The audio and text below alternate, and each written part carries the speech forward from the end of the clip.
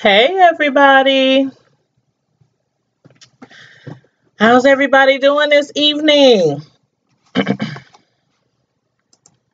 Come on in, come on in. Y'all know what time it is. It's prime time with your girl Tanya.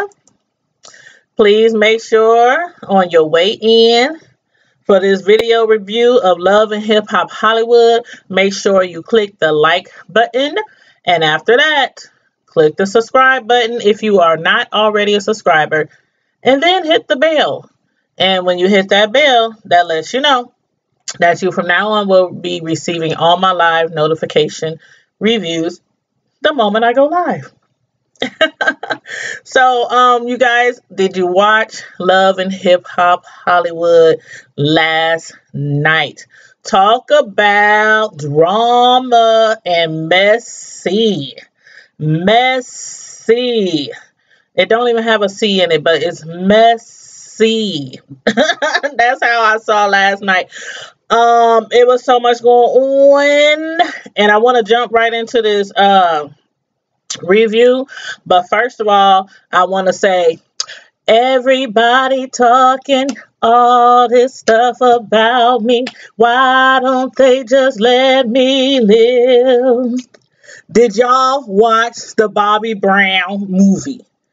Now, if you did, don't say nothing. Don't say nothing. Because I did not get the chance to see it. I was at work at the plantation. Y'all know I had came to y'all live earlier. And I had did a review earlier.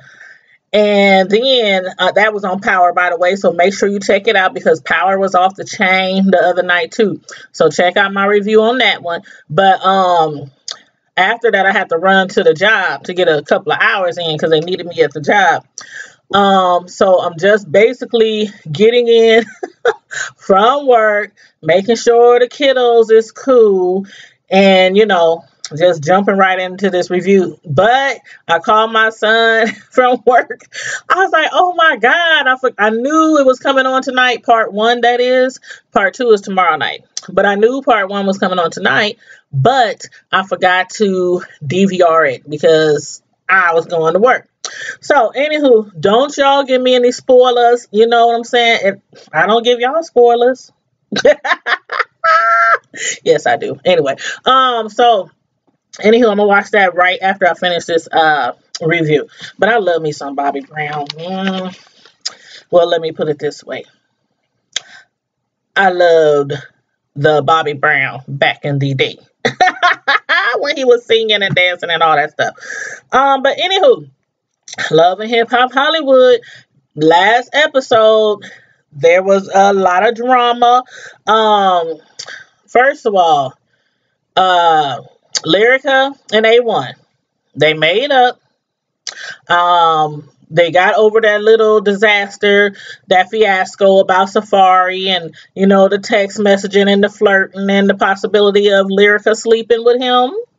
I'll still leave that at possibility because I don't know what to think, especially after tonight. I don't know what to think. Did she sleep with him? Did she not sleep with him? I'm still unsure. But anyway, they was getting into a fight at the end of last episode because Lyric and A1, they wanted to have a sit down with the in-laws and with her mom, and his brother actually came too, Lloyd, and his sister, her wife. So A1's sister-in-law. And so they were fighting everything, and at the end of the last episode, you see Lyrica picking up a chair to toss it. And my thing is, Lyrica, what made you so mad to pick up a chair? Did y'all watch the fight? I mean, did y'all watch it like thoroughly, clearly watch what happened? It's like, what set her off? Me, I think it was when the sister-in-law, she was saying stuff like, y'all back together? You talking about you pregnant? And Lyrica was like, why you so upset? Why you got beef? You know what I do to you? And she was saying things like, you know what? All the text messages you sent me, all the phone calls talking about A1, he did that, he did this, basically, like I say all the time, when you're in a relationship, you can't tell all your business. It's okay to have a confidant or two, a best friend, somebody like that, but you can't tell everybody your business because they will throw it right back up in your face. And I have an idea that Lyrica told her something really bad and she was trying to get her from talking. Well, I mean, why else would she pick up a chair? Come on. And of course it didn't hit her anyway because security is always right there to break up the drama. So it starts back off where they still fighting and arguing. And also the mom, it's like they have no respect for Lyrica. And I kind of understand. I mean, although we still don't know if she slept with Safari or not, it's still, a toss up in the air if she slept with the anaconda or not. But we do know for sure that they was trading back and forth text messages, and she was the first one on this earth to see that video of his anaconda. We do know that for sure. So basically, A1, he feel like everybody, was out of line and his family was wrong. And when they told them, his family, that they came here because they wanted to tell them the good news. What was supposed to be a celebration for a new baby turned out to be a war between in-laws. And he was telling, she's pregnant. That's why I wanted to all y'all here, because she's pregnant. Automatically, Lloyd and his wife automatically, who she pregnant by? I mean, like I said in the last episode, it's just such a coincidence. I mean, it's just a coincidence that she's pregnant right now, like right after A1 takes her back. Right after all this drama about Safari, his brother Lloyd, he was like, they was broke up for a couple of weeks. In a couple of weeks, anything can happen. In a couple of seconds, anything can happen. So mama's baby, daddy's maybe. I don't know who y'all think the daddy is. Let me know. Fill me in the comments. But then Lyrica's mom, Big Lyrica, I call her Big Lyrica because they got the same darn name. Anywho, but Big Lyrica, she gets so upset in the truck, she runs off crying and falling all out on the curve. I'm like, what is wrong with these people? Okay, so she's pregnant. I mean, until we find out that the baby isn't A1's, I don't see the need for all this, everybody being upset and everything. So they broke up. So they got back together. Every couple does that. They just dragging it out until I see that baby looking like Safari. I'll just be like, congratulations, Lyrica, congratulations on the new edition. I'll send you some for your baby shower. But moving right along. Amber, the one who I said sound like a cat that got ran over by a city bus and then ran over again by a dump truck. Her and her mom, I don't understand. Her mom, the way she talks to her, like when they were at the photo shoot, okay, where do I start? Besides calling her bitches, like she was calling her bitches, like, okay, she called her a little girl, she called her a spoiled and ungrateful bitch. She said, when she, her little outfit, I thought she looked cute in her outfit, and if I had that shape, I'm a big girl, but if I had that shape, I would be, that little back fat, that little bitty love handle, I'm good. But her mom was dragging it all out. You need to tuck your fat in your back and calling her bitches and all this. I'm like, what? And then she's talking about, this my daughter, I love her, I know she's a star and all this kind of stuff. Who talks to their child like that? This is her momager. If that was my momager, she would have been fired. I'd rather deal with somebody I don't know personally. If this person that I do know personally is going to treat me like this, I just don't get it. But anyway, she was talking about, getting her ready for the, after the photo shoot, they're supposed to have like a a listening party or something like that. But during the photo shoot, she got upset because Amber told her that she didn't get the CD. And she's like, what? You didn't get the CD after I dropped 20 stacks? I'm the one who paid for everything and paid for the CD and paying for the photo shoot, and you couldn't even get the CD. I mean, she just kept taking all these digs at her daughter, and her daughter's sitting there like, you was like embarrassing me in front of like all these people. And a disaster. I just don't get it. She needs to be fired. She needs to find another, not momager. She needs to find another manager to handle her business, because mom would have been fired. And I understand you gotta respect your parents. I understand you gotta respect your parents, but in the most respectful way, I'd be like, bye, Felicia. Bye. Deuces. Bounce, baby. But anyway, Rockstar. He basically comes up when they go to do when she goes to do the photo shoot. Rockstar, he was paid $20,000. Now remember, I couldn't remember that boy's name. He was paid $20,000. Now remember, he didn't really like her sound when he first got her in the studio, but he said, with some put some T-Pain on it, put a little T-Pain on it, put a little mixing on it, mess with the backgrounds, and he was gonna hook it up to make it sound decent, because she sounds horrible. The girl can't sing. Her mom, she's telling this girl she thinks she's a star, she knows she's a star. Your daughter can't sing, first of all, and I wonder if that has anything to do with. No, I don't get it. But anywho, Paris and Nikki. Okay, now Tierra. Remember Akbar? Akbar. That's his name, Akbar. Okay, Tierra is dating Akbar. Nikki and Paris tried to tell her that he has a wife. He has a whole wife. But on top of that, he also has another girlfriend. So he has the wife, he has the girlfriend, and Tierra is the other girlfriend. Oh, and let me interrupt real quick. I do have the call-in number posted down below. So if you want to call in, just let me know. Type it in the chat and let me know you want to call in so I can turn the phone lines on. Sorry, I should have said that in the beginning.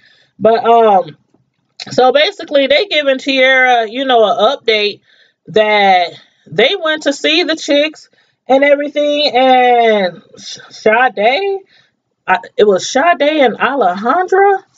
I mean, he got 2 females, and neither one of these females is acting like sister wives. Like, it's cool. And then the one who got the gym, she was like, I know all about TT. I know all about her. Tierra. But, her girls call her TT. She was like, I know all about Tierra. Matter of fact, she drives one of our cars. I'm like, dang. First of all, is it that bad, Tierra? I mean, I know your music career isn't moving as quickly again as you want it to be, but you have been on a reality show for quite some time. But now I can see if a guy loves you, he really cares about you, he buys you a car. But for him to just hand you a car and say you can drive this, I mean, wouldn't you be like suspect? Wouldn't you look at the title, see who name on the title? I wonder if she did any of that. But anyway, she was like, yeah, I know all about her. We have no problem with her. I have no problem with the wife. I have no problem with Tierra. As a matter of fact, she drives our car. I'm like, what kind of sister wife concubine mess is this? I wouldn't be down for it. But anyway, Tiara, she didn't believe them at first, but basically, so they let her in and they let her know that they went to see both women, and she's upset. She's mad about it. He told her he was married, but they're not together anymore, so she wants to confront him about it. Now, Lyrica and A1, one second. Let me go over my little notes right here. Oh, this is what I wanted to talk about. Ray J. Okay, Ray J. Now, Ray J says that Safari told him. Now, I watched the last episode, and I watched the last episode before that again. And y'all let me know that I missed something. Because from what I saw, unless they cut it out or they edited it out or something, when he asked him, did he sleep with her or did something happen? All I remember Safari saying is it wasn't supposed to happen that way. And so how Ray J get the idea that they actually had sex? Like they actually had sex together. Did y'all see something or hear something that I didn't see? Because I'm quite confused. I know something happened. I don't know how far it went, but I do at least know they were flirting. Like, everyone's saying, that they were flirting and everything. And I'm up here like, I didn't get it. So let me know. Type it in the comments if I missed something, because sometimes I do. That's why I watch these TV shows. I watch them at least twice before I even give my review, because I make sure that I didn't miss anything and I got all my notes right. But Lyrica, excuse me, Lyrica misses her friends, and she wants to, make up with Brooke. So she decides, you know what, let's tell all our friends about the new baby, about the pregnancy and everything. Let's set up a little couples dinner or whatnot. So I guess they're going to invite Brooke and her dude and, the one that she was engaged to but not engaged, Marcus. And they're going to invite Ray and Princess. And I'm like, Ray J, when he comes to Princess, because Princess is pregnant, she's tired of staying in the house. So she tells him, you know what, Ray? I'm tired of being in this house. You know I'm on bed rest. And the least you could do is be in the house more with me. So she's just getting sick and tired of being in the house. And she offers up, an idea. And he was like, what would you like to do? And she tells him, Lyrica and them, they're having a dinner. They're inviting us to a dinner. And I would like to go. Ray J, he didn't want to go. At least this is what he's claiming. He really didn't want to go because he don't want to be around A1. He's been avoiding A1 at all costs. And you know why he's been avoiding A1. Because Princess told him, stay out of it, Ray. Stay out of it. Quit trying to be messy. Leave that Safari mess and that Lyrica mess and that A1 mess. Leave it alone. Ray J is messy. And he knows that if he gets around A1, he probably gonna spill the beans because he don't know how to hold no... He can't hold water. He can't keep no secret. And so that's the main reason why he was avoiding A1. But anywho, he's like, you know what? I think I'm going to invite Safari. Because Safari, he has, I want my guys, I want my boys, I want us all to get together again and get over this mess. I don't know how he figured they're going to get over that mess and be boys again. If Safari comes there and he confesses that he slept with her, where do you go from there? I mean, where do you go from there? There's no, I don't see them going anywhere from there. So I don't see why Ray J would invite Safari except for the fact that he's trying to be messy. K Michelle. Now, K Michelle, You know, she was the one who first let it out the bag that Lyrica allegedly was trying to sleep with her. Did she call him her best friend? I think she said Safari is her best friend or one of her best friends. But anyway, she told her, you know, after she basically told her she couldn't be on her tour anymore because she's unprofessional, she came late, blah, blah, blah, blah. She told her, you know, that's why you try to sleep with Safari. She went back. Lyrica told, and I wouldn't have. I would not have. I would have kept that to myself. Regardless if we would have text messages, regardless if I would have saw Mr. Anaconda himself in that video, I would have kept that to myself. A1 would have to have heard that from somebody else because, but anyway, Lyrica, she told him about it, and then he told Marcus. Then Marcus told him that, you know what, Brooke said that she had saw, you know, them flirting together, and they were texting each other, and she was hee-hee-heeing and giggling and cackling and all that kind of stuff with Safari. They was flirting around. So that's how all this got started. Now, so I don't see no way possible. Again, like I said, if he slept with Lyrica, I don't see them becoming friends again. Not at all. But anyway, K Michelle, she wants to be called Kimberly. She's going by Kimberly now. Remember, she said that at the beginning of the season, and I said I refuse to call her Kimberly until she proves to me that she has changed. And because right now she's still crazy K Michelle to me and starting mess. But she apologized. At least she apologized. And she told Safari, you know, I slipped up. She made me mad. I got angry. You know how I go. You say stuff sometimes you don't mean to say, and there's no taking it back. So she apologized for him, and he was like, you know, just promise that you won't do it again.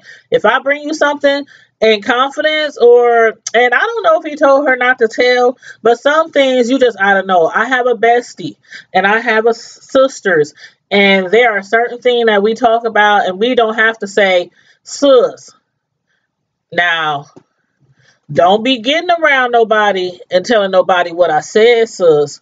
You know, this is between me and you. We don't have to say that. You know, it's just, it's like a code. Anything really personal, you keep to yourself, you know, unless they say, you know, you can discuss, you know, but anywho. So then she was like, well, you know what? It's no big deal. She wasn't your type anyway, so it wasn't like y'all did anything. And he just sat there looking crazy. Like the same look that he gave Ray J. He's just sitting there like, well, and K Michelle was like, I knew y'all did so. I knew y'all did so. I still am unsure if he did anything with Lyrica or not. I'm still unsure. But, and he still didn't confess. He just, again, he's like, he doesn't exactly say he slept with her. He didn't say he did not say that he didn't sleep with her. But, you know, we shall see. Brooke, crazy Brooke. Now y'all know I like Brooke. I don't like crazy Brooke. The Brooke I liked was the Brooke that, you know, back in the day when she was singing and everything and, you know, doing her little thing, you know, on the tracks. Brooke is crazy. She's engaged but not engaged. She then caused Marcus to break up with his girlfriend. But Marcus likes crazy. So he's all for it. And I guess, you know, they're going to try to make things work and try to see if they can, you know, get back into their relationship and see where it goes from there. Brooke is a little bit ahead of herself. Last episode, she asked her homegirl, you know, could you help me? Her name was Bridget. I said her Bridget name. Her name was Bridget. Her homegirl Bridget, she asked her, could she help her out? Bridget didn't know what she needed, but she's like, yeah, I got you, girl. And they went to like a bridal shop looking at, bride's dresses and, bridesmaids dresses and things like that. And Bridget was like, I know without a shadow of a doubt now that what everybody else has been saying is absolutely true. Because she's crazy. How you not get proposed from a man, but you going around town telling everybody y'all engaged. He never proposed to you. She's wearing this ring that he was going to give her that she found at his mama house, and walking around telling everybody that they engaged.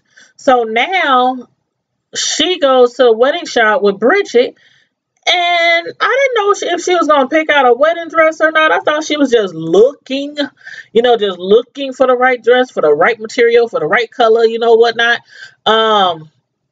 She hauls him up to a hotel room thinking they gonna have like, this romantic evening at the telly, at the Holiday Inn, the telly, and they gonna enjoy a nice dinner and everything.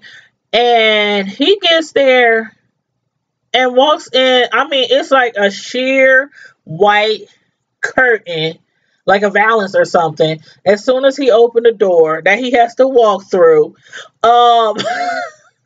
Bridget is there. A minister is there. And Brooke is there dressed in this black dress. Now, I like the dress. I'm not going to lie. That dress was banging. But black, I'm like, I ain't never seen nobody. First of all, I ain't never seen nobody wear no black dress as a bride.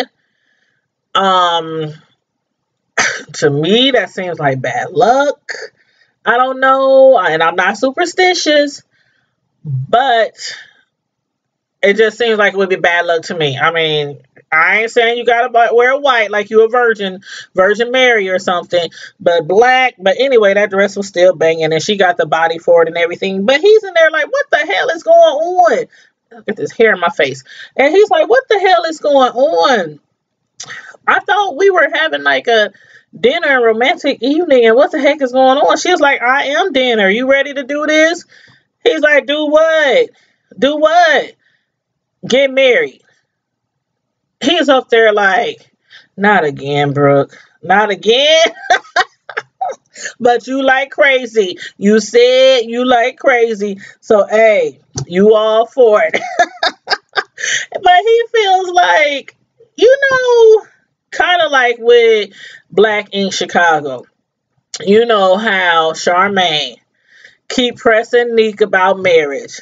Then I guess she finally got tired of him not proposing to her, or rushing it or whatnot. So she had proposed to him. He said no. She got embarrassed in front of everybody. This is what this reminds me of.